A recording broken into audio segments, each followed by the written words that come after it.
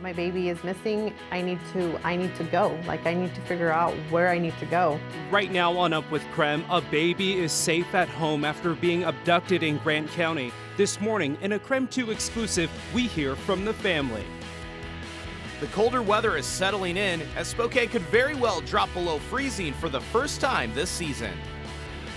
Excitement is boiling over for WSU's homecoming game. We head down to Pullman to get in on the action ahead of Saturday's matchup.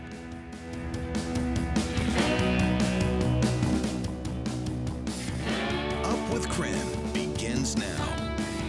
Well, good morning, everyone. It is 6 a.m. time to rise and shine. Thanks for joining us. I'm Channing Curtis. And I'm Tim Pham. We have a lot to get to today, but we want to start with this. We're calling for a weather impact alert day for tomorrow morning, so we want to alert you ahead of time to prepare you for the cold weather on the way. Thomas, how cold is it going to get tomorrow morning? Yeah, it looks like this could very well be our first freeze of the season. So we're looking at 32 degrees as that mark to hit because we haven't gotten there yet in Spokane. Our coldest this season has been 35 degrees, but the forecast is right at 32 for Friday morning. That could very well mark, again, that first frost, that first freeze of the season, which is a little bit late coming for the area. Usually it's the beginning of October when we get that first 32-degree day. But right now it is 40 in Spokane, 38 in Coeur d'Alene, and 32 over in Deer Park. All right, turning now to traffic. Let's take a look at I-90 and US 2 at 6:01 on this Thursday. No major traffic reports to tell you about right now. Nothing seems to be slowing you down at this time of the morning. Of course, we'll continue keeping an eye out on the traffic situation by looking at our various traffic cameras and let you know if anything changes. Just into our newsroom, though, the Wallace School District is canceling 2 bus routes this morning. So there will be no service to the Pritchard Murray and 9 Mile on the Brown Eagle bus route. Preschool bus services are also canceled for this morning. The district called KREM 2 saying they are experiencing a bus driver shortage.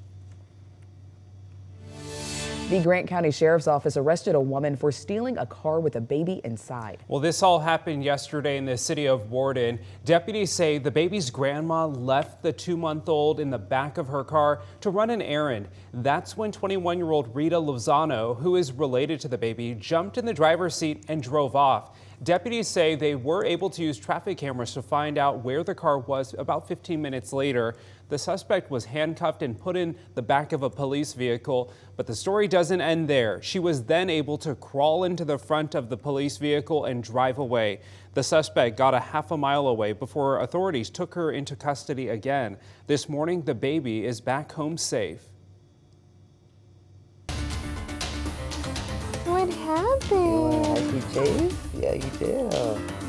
Now here at KREM 2, we bring you more to every story. So KREM 2 sat down for an exclusive interview with the baby's family, who's also related to the alleged kidnapper.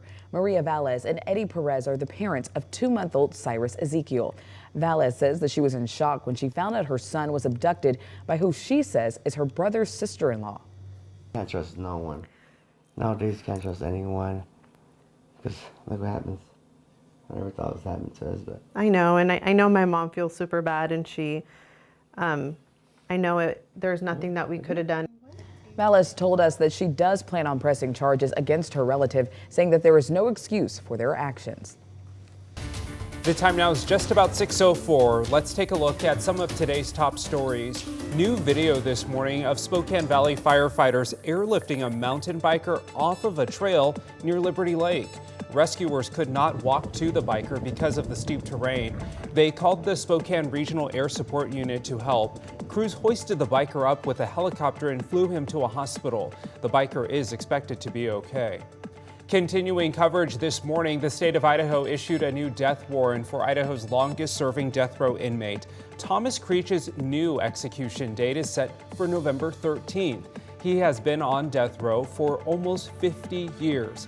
Creech is convicted of 5 murders across 3 states. He was originally scheduled to be executed in February, but the execution wasn't successful because medical staff couldn't establish an IV line. Hey, get ready to pull it. Wow, take a look at this video. A Seattle police officer saved a man from being run over by a train. Last week, officers were talking with a man when he slipped and fell 25 feet onto the rocks and rails below. Officers raced to help the man, pulling him away from the tracks right before the train plowed through. Wow, good timing. The man has multiple fractures but is expected to be okay. That is a look at this morning's top stories.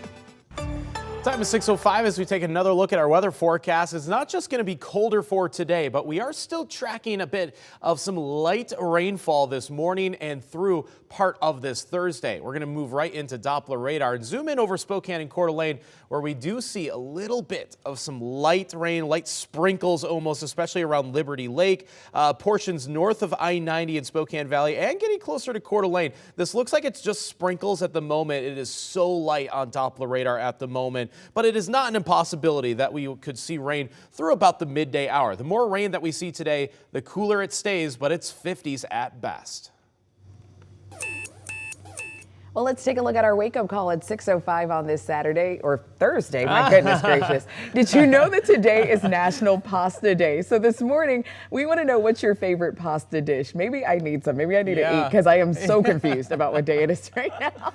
As always, you drive the conversation on the show, so text us your favorite pasta dish to 509-448-2000. One viewer saying Camellini's lasagna, no question the best in the Northwest. Yes. Okay. Another viewer saying my favorite pasta dish is my husband's garlic chicken Alfredo. Ooh, that sounds delicious. Amazing. And raviolis, well, because raviolis are fancy, and those are facts. They are fancy. And if you've ever had freshly made pasta, it's a game changer. It's the best. It's all so good. Now we want pasta. Can we have pasta for breakfast? It'll put us in a food coma, though. For sure. In 1 year, the Washington State Cougars will face a new opponent for the very first time. At 6:12, the new schedule announcement. And Tim, I'm hoping you're going to be wearing a Cougs tie tomorrow for homecoming because it's that time of the year. Come on, get ready, Cougs. It is homecoming, and I got more details talking with some students on the other side of the break.